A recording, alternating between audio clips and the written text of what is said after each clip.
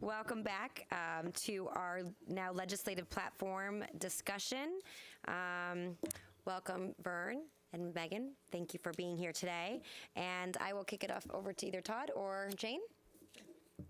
Well, we have discussed in several different flavors some formattings of proposed legislation, but today what we want to talk about is primarily our Sarasota priorities and then some regional and state issues that we talked about in several different times and iterations since we were together in June at our workshop.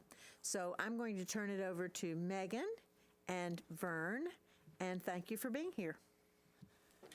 Thank you very much, and we are very glad to be here. And I was thinking as I was driving over here that a year ago tonight, minus one day, we were hot-footing it back to our houses because of Hurricane Irma coming, and I was all of a sudden getting very nervous because there was not a single gas station open from here to West Palm Beach. Thankfully, we are not doing that today, so it is a wonderful, glorious afternoon. Thank you. We took what we believe were the comments and the consensus from the June 19th workshop. And as you recall, we wanted to focus primarily on the state and regional issues because the deadlines were coming up for submission to the School Boards Association. The Greater Florida Consortium deadline now is actually going to be the middle of September. I think it's September 19 to submit issues. So whatever any modifications we have here, we'll incorporate that. And then we were to talk today a little bit more, as you indicated, on local issues. But I would like to sort of bring you up on what we have done or did do, and that is the handout that you have in front of you, which is organized with the first page being the priorities for the school district. And if I may sort of just hold those for a moment and turn over to the second page, which is the regional and state priorities. Those that are asterisked, which are the four of them there, we did submit using Ms. Goodwin's name in vain, but they were submitted to FSBA. And keep in mind, this was done the end of August. No, the end of July, I'm sorry. We are now into September. And particularly as it pertains to the Safe Schools allocation and funding, this may be something I don't know if we want to look at for tweaking, but I know that superintendent has been very actively involved with the state organization as well as with the department and the governor's office that came out with its second request for merging fund sources and allowing access to that. And if I may, for a moment, ask Mr. Bowden if he would sort of give us an update in terms of where we are with that and how we may want to, if we need to make any changes on this particular issue.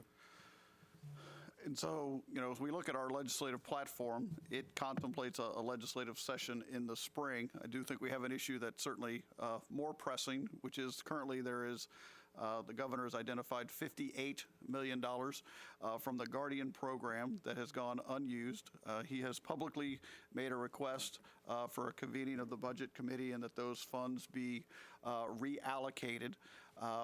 There was much fanfare around the state's allocation. You would hear regularly a $400 million allocation.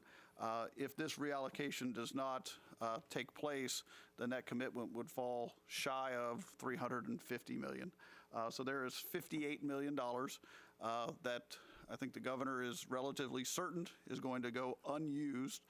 He has asked that it be reallocated. We've had a chance to review our allocation and that of surrounding districts.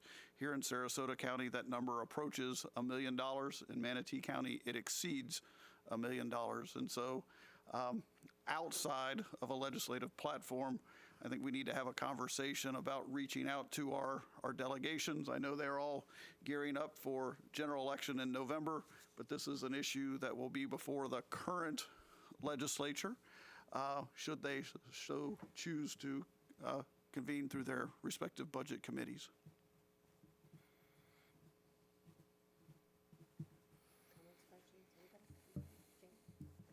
Well, I really agree. I think we should reach out. I think we should reach out to leadership and to the delegation.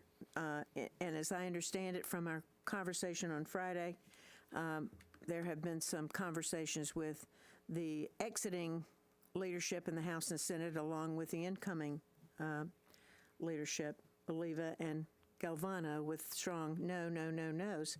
But I think we should reach out to the four of them. I think we should also reach out to our delegation, and it behooves us to do that as quickly as possible. And I think, as Dr. Bowden indicated, too, that this still, what we're looking for here is a budget amendment that the Legislative Budget Commission would actually enact upon. That is dealing with the 2018 legislation. It would sort of give the sentiment that for 2019, we're still looking at trying to have a greater degree of flexibility with funding, not necessarily asking for more money, which may be helpful, but certainly the key thing right now is to make sure that we've got access, and the local districts, including Sarasota, have got that flexibility. From what I have heard, is that a lot of the legislative, particularly House members, think that, we made a mistake, that more people should have chosen the Guardian program as opposed to other sources of SROs, and that they still are hopeful that that would be something, I guess, that magically would come into play next year. But they offered us or gave us $400 million, and this is minus, what, $58 million. So, we're really not getting the monies that we thought we were going to get this year. And there was always the option, always the discussion of that money being available to us with flexibility. I was hearing about it, that it would be available the beginning of July or the beginning of August if it were not used. And obviously, less than $10 million was used. So, I think it would be a good thing for us to do, and I think we should definitely work on that sooner rather than later. We have a meeting on the 7th to answer questions for FSBA members about our tentative budget, and then we'll convene in Kissimmee on the 20th of September, and we'll have a flush out of our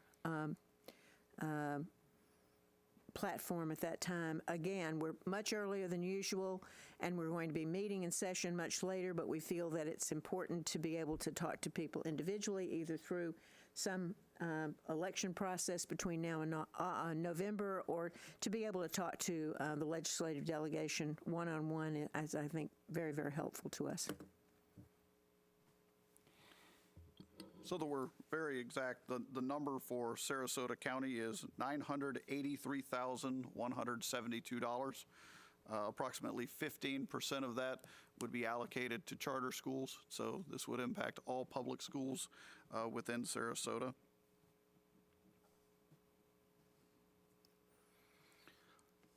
So, Todd, could you give me that number again, please? 983-172. yeah, I was scrolling to get. I got three. You do 983-172. 983-172. Yep. Thanks. Manatee's number is $1,002,878. Talk about the two-county area.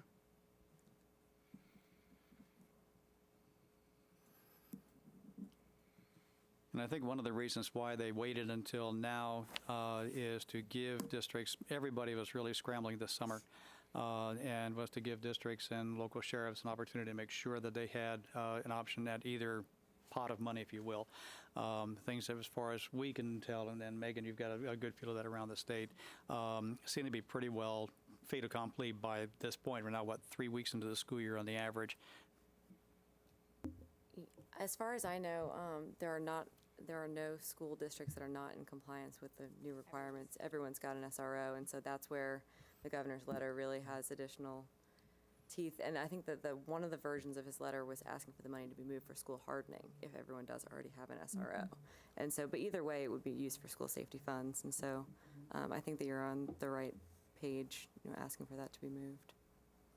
I know that our leadership at FSBA has met with the Sheriff's Association's director and the Police Chiefs Association as well, and they really thought that this was just, almost complete, but it certainly isn't. So I don't know what other things that we can think of to do, but I think if there is some people that you know in high places, now's the time to really reach out to them and discuss this, because it's impacting every county in the state, and we all are falling short. I know that our charter schools would certainly comply and help us with this effort of outreach. And I think a lot of other organizations would as well, because, it's something that we all need. Hardening buildings, as well as SROs are a big reach and a big get for us this year. And I think that we are well ahead of many school districts. Very grateful that we are. But there are many who are not, who have really done very, very little, and really cannot afford to. If we look at the capital money that many of these school districts have gotten in the last couple of years, it's really quite different than we would think, and particularly the smaller counties, the counties that are inland that don't have the opportunities that we have from being a wealthy, land-rich county. What are we hearing from the Senate side? Interest is, I mean, I think I know the House, I think I'd heard that they had expected more to embark on the Guardian program. But what's the Senate's response or sense of that response? Do we know it? Our sense is that the legislature, that both the House and the Senate are united in not convening a legislative budget commission at this point in time. Okay. But you wonder why. I mean, for what reason? Give us a good reason as to why they are against money that's already been appropriated, being fluidly moved from one pot to another. It just doesn't make any sense. Isn't the legislature short overall funding? Isn't that what the problem is? And this will just go back into the general fund? Anything that is unencumbered or unspent does go back into the general fund. I would suggest that the Guardian program obviously was a creation of legislators. There's obviously a degree of ownership in that regard, and wanting to make sure that that program is not cut off unfairly to counties or sheriffs that may wish to participate. And as you are well aware, there are places in Florida where, frankly, they don't have the law enforcement support, rural areas in particular, and as a result, they believe that as a local policy that the Guardian program is their better way to go. And that certainly is, very valid.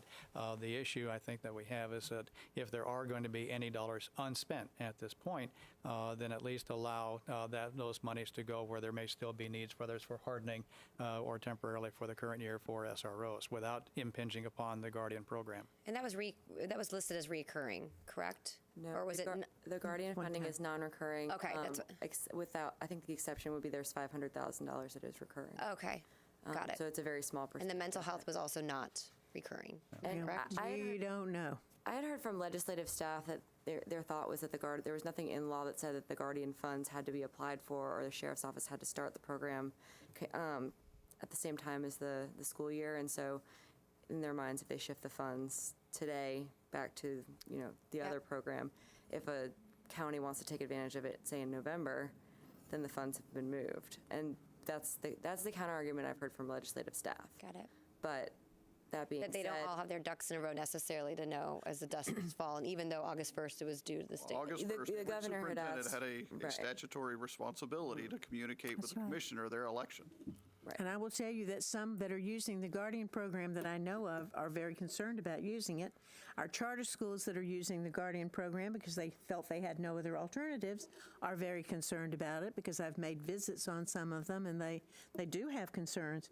But you take an elementary school, where do you get these people to enter the Guardian program? Do you get them out of the cafeteria, the front office, the custodial staff? Polk's doing it where they have to reapply. So it's, I mean, there's just a lot of different ways to do it. So But I'm saying, we're not where doing it. do we take a personnel from a school and make them a guardian along with their other duties? And how much money do we give them? A bonus of $500? And lots of, I mean, it is, it's nonsensical, and we can't use those that are teachers, I get that. But a lot of people really think it's a stretch to use it, and that it is not the best way to make things safe and secure for our students. So I just think that it's, I think it's pretty petty. The, Pretty petty. Dr. Bowden, I know, has been working with the Superintendent's Association, and my understanding is they do plan to come out with a letter to legislators and leadership urging that that this LBC issue be considered for this coming year. That is correct. We'll be together the end of next week, Wednesday, Thursday, Friday. But I also want to get some direction from you in regards to reaching out to our own delegation. It's also contemplated a guest editorial. Just kind of, at this point, I think it's important that our local delegation hears from the constituents. You know, we went through the conversation with our charter school partners. They said to us, if there's opportunities for us to work together, I think this is certainly an opportunity for us to work together with our charter school partners because this allocation would affect them also. And so I'm just trying Yeah, to get no, I think, I mean, if there's anything we can do, I don't see it. I assume they're going to ask what we're going to use it for. Is it going to be broadly anything under the safety, or is it going to be for hardening, or is it, I mean, that's my expectation would be the question, but I'm all for asking and am in support of that, so. Do you think it would be interesting if, who's the point person now for charters? Is it Steve Crump? Yes. If an article came out between you and Steve Crump, the superintendent of schools, with the support of the charter school, the leader of charter schools here. would love it, or something that goes out under both of our signatures. That's what I directly meant. Well, Yeah. not just a guest editorial, but directly addressed to our legislative delegation. Yep. Yeah, I think that might be a great idea. Yep. When will we have our legislative platform? And I don't know yet because we're late now. I'll check with Rob Lewis. But, you know, when are we going to have to meet at the county chambers and go over our platform? I would expect that to Probably be November this year. Late November. Yep. Early December. It's an election Yeah. year. We would hope this issue is settled by then, but if it's alive, it needs to be at the top of our agenda. In the meantime, as we look at our regional issues on page 2, we again try to feel as far as consensus from our last discussion, and so that we can bring back to you a more formal document for your voting approval consideration, is the language that we currently have about combining the allocations into a single fund to go ahead, and if that meets with your satisfaction the way that's currently worded, we'll go ahead and add that, or not add that, but keep that as is for submission back to you. The tie-in, the next item obviously deals with the reemployment of personnel. We had some offline discussion about the fact that a school district, and I believe Sarasota is one that is already through a third party hires back teachers as teachers. You run into a situation if you tried to do that with school principals because they legally have to be in charge of their school and the contract person cannot. But as teachers per se, as I understand it, Dr. Bowden, we're doing that, but it does have a greater cost than if we were able to bring people back directly. Correct. So we use a company by the name of DES. It's an employee leasing company. They've gotten clearance through FRS, so the real risk is not to the district. The risk is to the retiring employee. If they come back to work too soon, they put their retirement at risk. And so this DES company has kind of checked all the boxes. We're able to use them under leasing arrangements. We do not use them very frequently. I know there are some districts in the state that have gone as high as to a deputy superintendent level in using employee leasing to bring employees back. But so that mechanism exists. We use it very rarely. Where you cannot use this mechanism is for law enforcement officers. They have to be direct employees. They can't be a certified law enforcement officer without being employed by an LEA. And so that's one of the issues that's out there. Now, DES does charge us an administrative charge. And so if we went that route, particularly with substitutes or bus drivers, it would greatly increase our cost, but it is an avenue for doing so. And Ms. Goodwin, correct me if I'm wrong, but I believe that we submitted this to FSBA, and I do believe this is in their draft program that you all will consider on Yes. September 20th. Yes. Okay. We went ahead and did include the issue on the waiver modification for special education students. You may remember that on the 19th of June, we as a local issue decided that or it was a consensus of the board at that point, that we will continue to try to get better data, if you will, and work more with the Department of Education in terms of trying to get waivers, if you will, from FSA, and rely more upon a student's individual education plan. But it seemed to be a very important issue to this board, and we did submit it to FSBA. We also have it as a local issue pending if we wanted to get into that. Eric? Yeah, but I thought our discussion was about students much more severe than the students who are ESE students.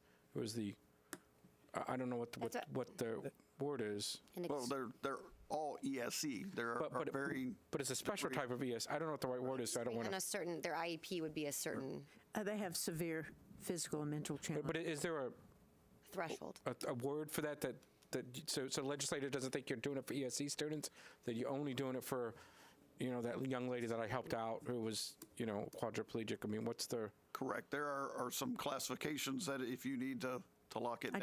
I just say severe, and that seems to fit all the. Right. Well, I just wouldn't want them to, because right here it says ESC, I wouldn't want them to think that somehow or another we're exempting ESC students. Right, we're not talking about every kid with an IEP, so Right. we need to lock down that language Yeah. that we understand that the severity. Normally, the rationale is actually the other way. You have your high-performing students. That's a term that is often used. And those are the students that will take FSA. No, so what we're talking about, people, the ability to communicate is almost non-existent, if not Right. severely A low hampered. threshold of cognitive ability. Right. That criteria is contained in the annual waiver, and I think the issue is the permanence of Right. the waiver So the language wouldn't change in the waiver, it would just be to make it permanent. permanent. Yes. I, for one, So would the like to make... threshold's already determined. As one board member, I would like to make this into a localized issue for us.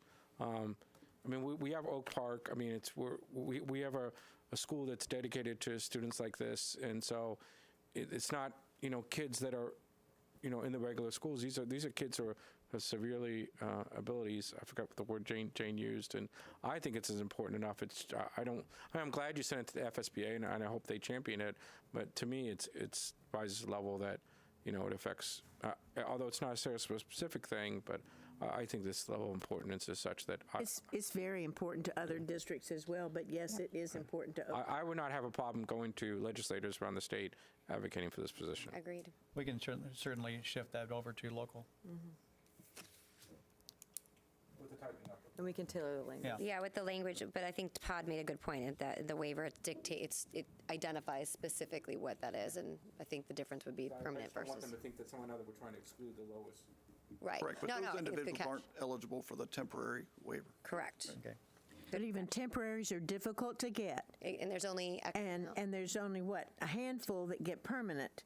But the temporaries take, paper this thick to get, the doctors and the clinicians. Yeah, and they have to do that every year. And that's really tough for parents. And it's tough for teachers to sit down and verbally try to give a test, which takes 2 or 3 days. See, I think you could actually write a law that said, if they're in a school that is tailored to these type of people, and then if they get this waiver, and as long as they stay within that school, and they're you could create something where it should stay permanent as long as they're in this similar circumstance. I think they do temporary in case the kid graduates or improves or is normalized. So I think there is room to make this a localized issue and allow them to make us a pilot project instead of making it district-wide. To see, I'm sure that one of the first questions is they're worried about abuse. That's, yeah. Yeah, and so having some place where it's localized to one particular school, it's easy to monitor, They're controlled. easier to control, and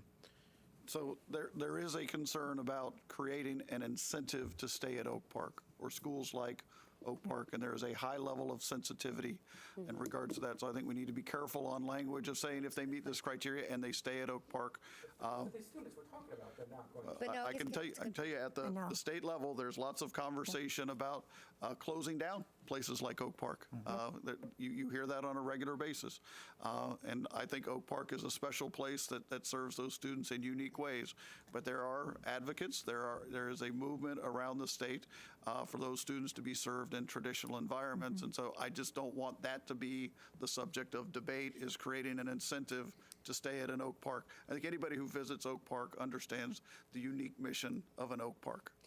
And But I think so. I don't disagree, and I think there's a delicate line. I think it also falls into what Eric said, is that we have to be specific because of the perceived abuse. Even though I know all of us are coming at this well-intentioned, and so it does have to have certain controls and language in there, and that's sometimes the benefit of it being championed as a local issue, even though we know it impacts 67 counties, and because we can use anecdotally Oak Park because it's unique and there aren't Oak Parks around the state. I mean, I have to. We got to sell the issue to the people. Yeah. And so when you start selling, they're going to start coming out with you with no's, and so you got to be able to give them a reason not to say no. And so you got to keep. I mean, what do you think about? Because we always have this debate about state and local issues and what's actually going to be successful. And so, from your perspective, what kind of advice would you give? I would say I think we need to outline the policy that you want to pursue as far as the state is concerned. Let me sort of put a halfway political hat on. We're going to have a change of administration in January. Right. The administration right now that is saying they would like to see everyone mainstreamed regardless, close down your special ed centers, may not necessarily be in those positions in January. Then again, they could be. We don't know. But it has been getting some greater impetus, especially where you have students that, for whatever reason, are not going to be able to take an electronic or paper and pencil exam successfully. They've got maybe other means, but not through those two media, which right now are the only two that are allowed by the state. And there's getting to be greater awareness of that. We can work, certainly, if you will, with Dr. Bowden's special ed staff.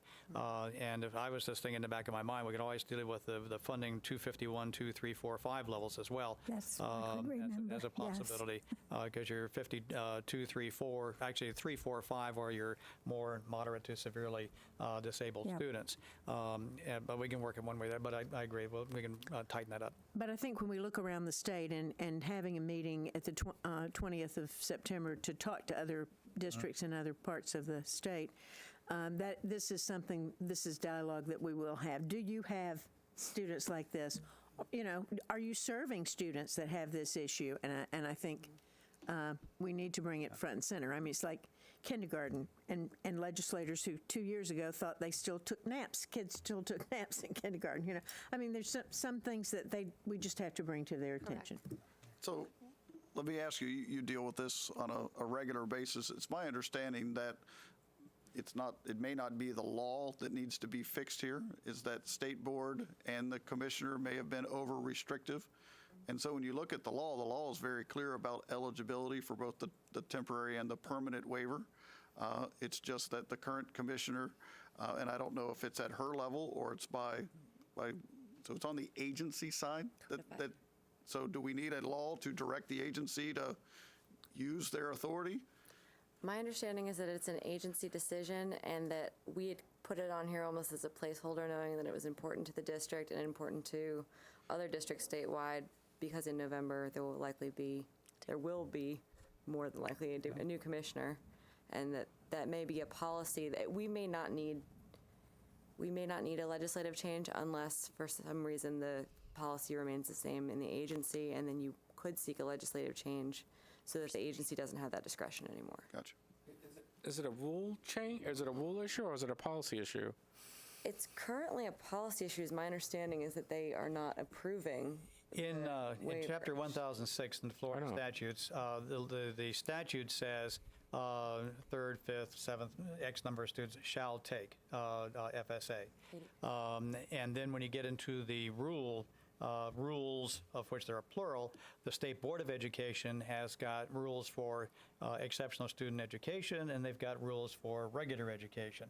The twain don't necessarily match up. And Megan is correct. This could very well be resolved at the department level.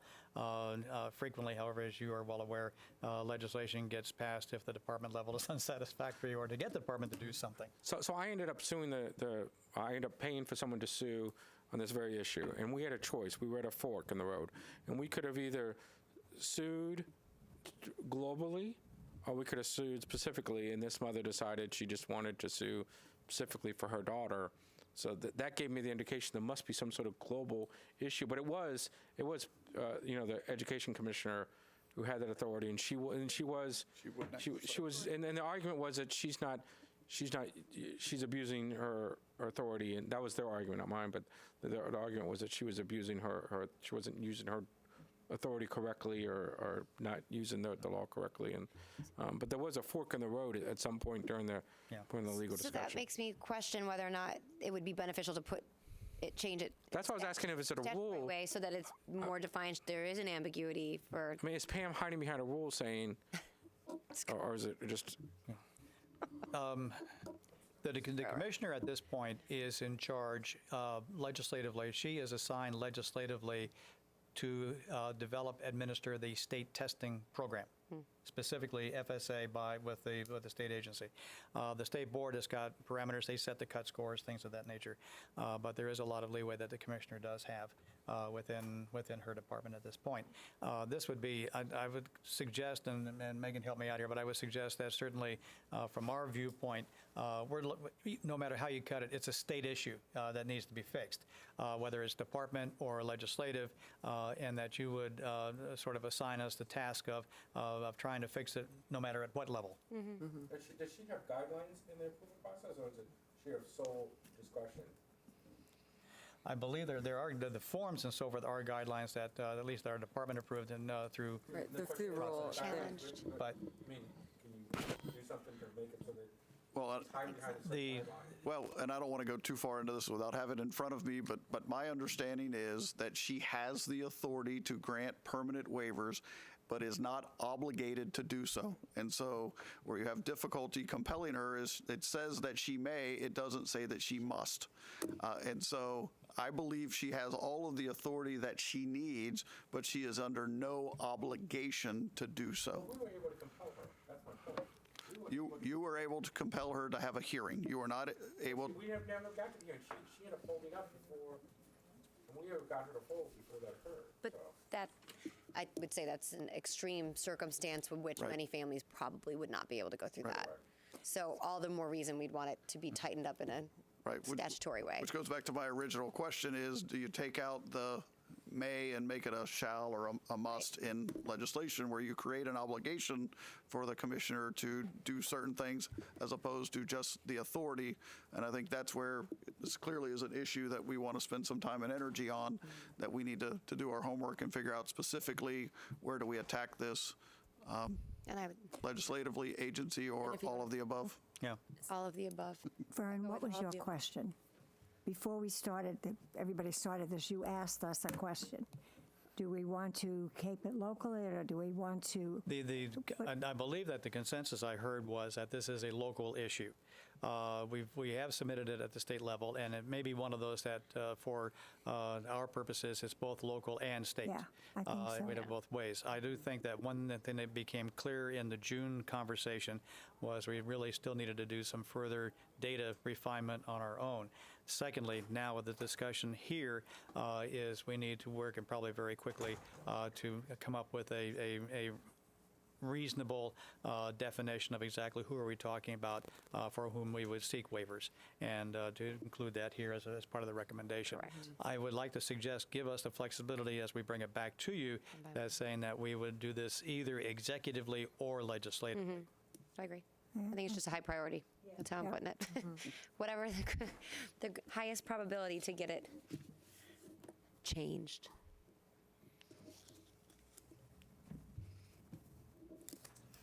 Okay. Last issue that we had that was of state, just to reiterate, was the base student allocation, and still indicating that we'd provide supporting data by roughly mid-January. I would suggest that probably still holds, if that's okay with you, as a state item.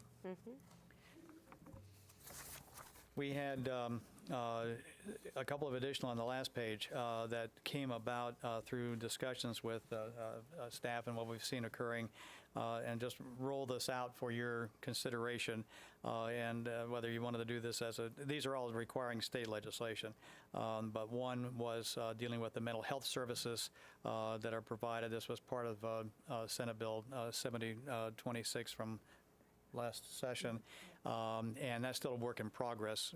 I believe both here. I know that we've issued a number of contracts, but to still continue to try to expand or build upon that. And this is pretty much more of a general support statement, but it gives us guidance to have some flexibility as we deal with it when it comes up in session, to make sure it doesn't go away, number one. And then number two, by that point in March, everybody will have had at least a better part of a half year's experience in terms of how well this intent is working. The second issue required local effort to try to restore the full value back to where it was prior to 2016. I'm glad to get into that, but I think you know what the issue is on that. And then last is to try to enhance the investment in quality learning and voluntary pre-K programs. We had indicated that House Bill 1091 had passed last session. That was a bill by Aaron Grahl that requires the department to do that. We haven't seen anything come out of the department as yet, but this is only September, and they have to go through their own rulemaking. It may well be that we need to come back for next year.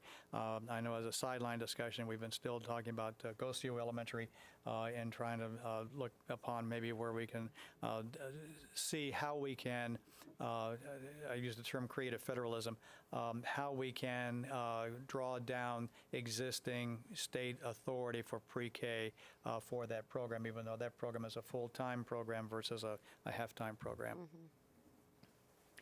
But these are new issues. Toss them out if you're interested in adding them on the state level or not. Can I just go off on a tangent for a second? Oh, by all means. So I had a chance to visit Gosher, and I told Dr. Bowden this. And so I went around to the I was there for Freaky Friday juice thing, which some freaky juice. And so we went into the kindergarten classes. And so we went to the first kindergarten class, and they had the VPK the year before. And they were doing what today's month, it's August, whatever day, month, day of the week. And then we went into kindergarten classes that had not had the VPK program. And so we went in there, and I asked the kids, when you got in there, what month is it? We went into the ones the kids who had not done it, because we had already left the ones before. None of them knew what the month was, day of the week. Went to the next class. So it was 3 of them, and none of them knew it. So then we circled back to the first class of the kids who had. So by this time, it had been 20 minutes since they had gone over the month, day, and day of the week, and those kids knew it. They knew it. And so then he goes, let me show you the VPK class. So he went to the VPK class. Now, you got to know, these kids in the VPK class, it was like the little tiny kids, they were in the second week of school. And they had been there just as long as those kindergartners who hadn't had VPK. So they'd both been exposed to learning environment for the same amount of time. And they had, at this point, it had been like 25, 30 minutes since those kids had gone over what's the month, date, and year. And those kids got it. They knew it was Friday, August 20, whatever, and they got it.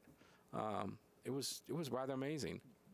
So it actually does work. I mean, it's unscientific, but I was rather impressed by the process.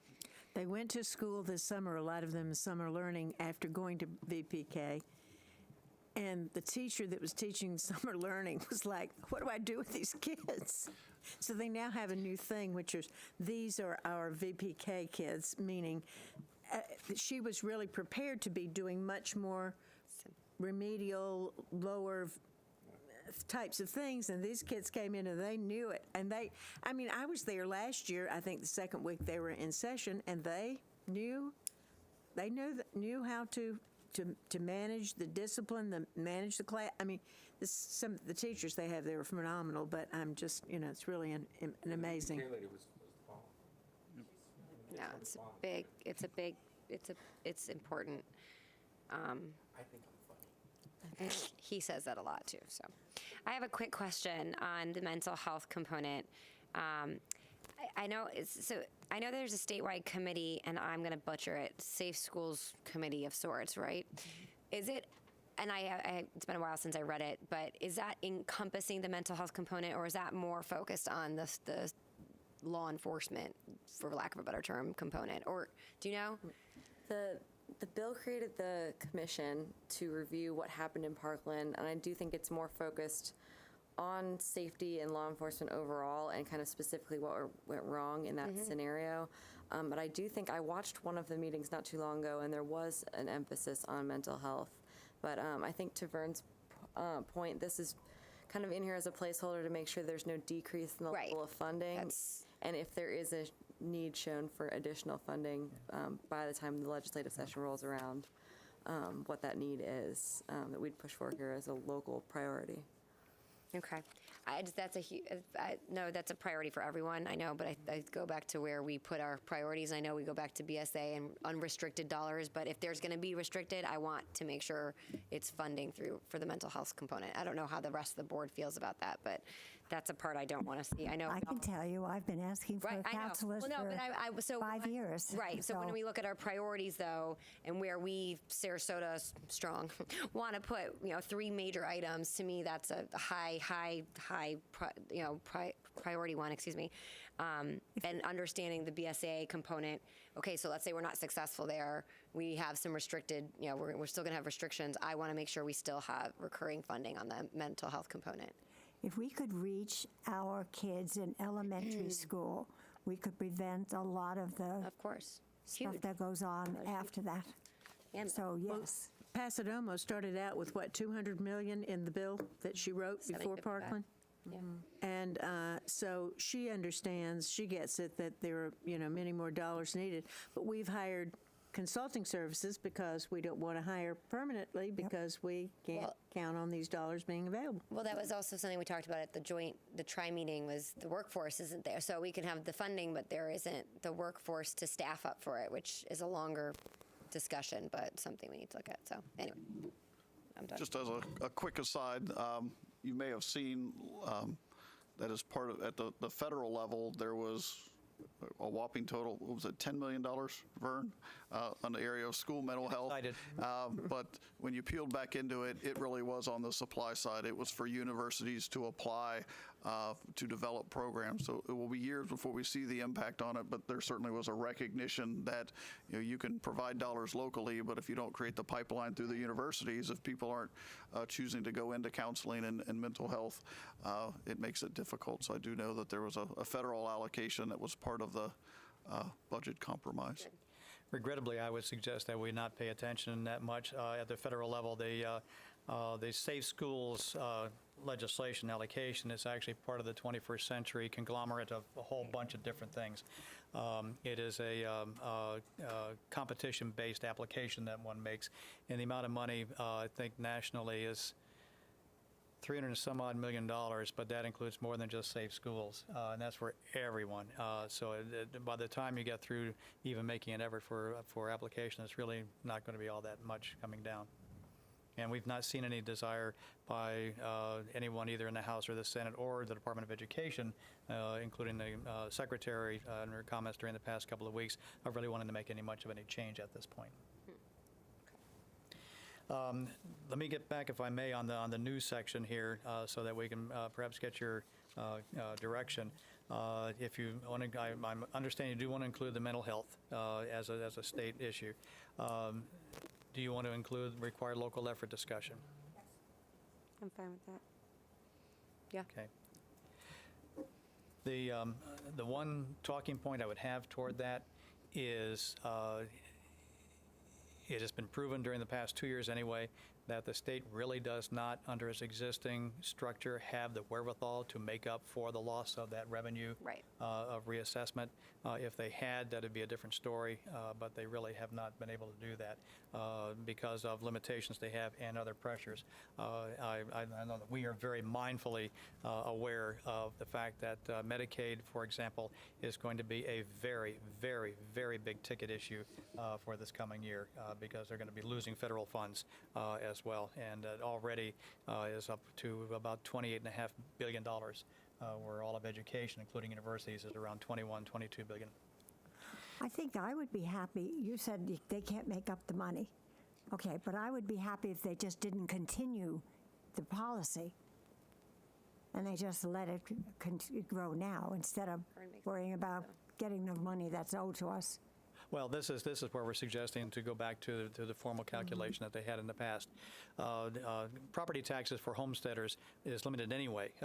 Save Our Homes is still intact. That's not being changed by any constitutional amendment. That caps a 3% increase. I know, but there's also a $25,000 deduction for anyone who doesn't fall under the homesteader, Right. an additional deduction, which will also impact all of us, the county, the cities, schools are exempted from that. The Amendment 1, for example, is one that cities and counties are worried about right now because that does go up to 125 and it does exempt schools, but that's going to be a major issue for cities and counties and for the taxpayer who pays cities and county taxes. And whenever in my mind, whenever any one of us is impacted, it impacts all of us eventually. Yeah. All right, so we will leave that in at this point.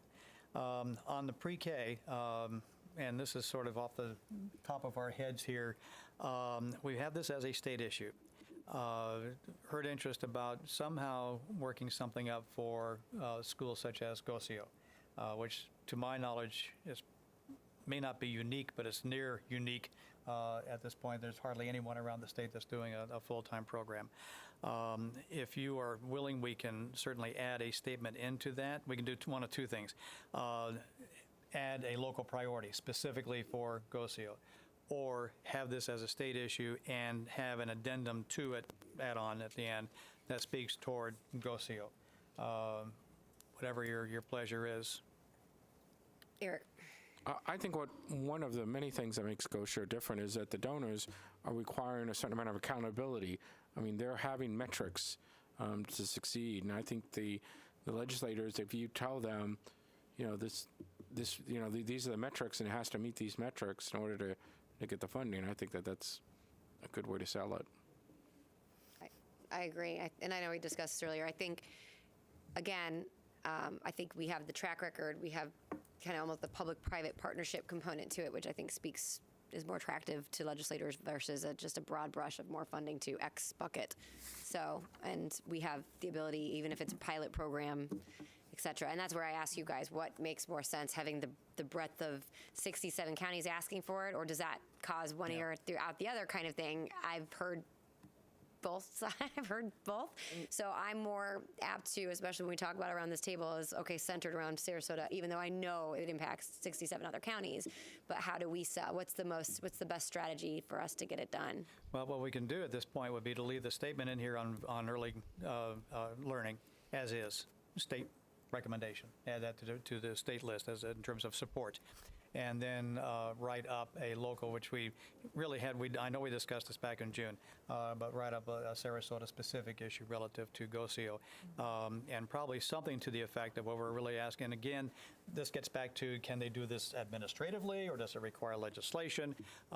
Ask us that after the election, and in January, when we have a new education commissioner, we could probably better answer that question. Yeah. But to write that up as a local priority at this point, requesting a waiver of either funding regulations or whatever, so that Gocio would at least be eligible for the first half of its funding under VPK using its current program as a pilot. Does that seem? Yeah. I thought the same addendum almost as the ESC, that, it's a legislative and an executive task almost, that, we could try both avenues and see which one, if legislation is needed. Mm-hmm. Okay.